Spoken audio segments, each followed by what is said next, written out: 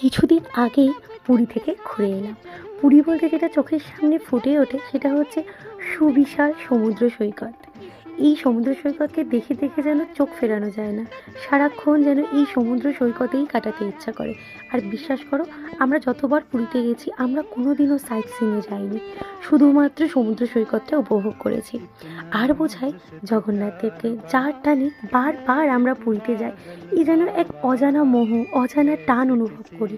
এবারে তো সত্যি সত্যি সেটার জন্যই যাওয়া, মনে হয় যেন উনি আমাদের বারবার আর এবারে উনার দর্শনটা অভূতপূর্ব ছিল।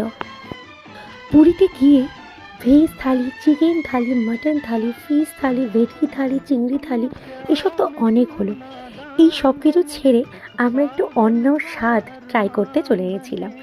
সেই স্বাদের অনুসন্ধান করতে করতে পুরীর ফেমাস রেস্টুরেন্ট ডালমাতে আমরা চলে গেছিলাম। বিশ্বাস করো, ভীষণ ভালো খেয়েছি। আর কি খেলাম সেটা তোমরা ভিডিওটা পুরোটা দেখলেই বুঝতে পারবে।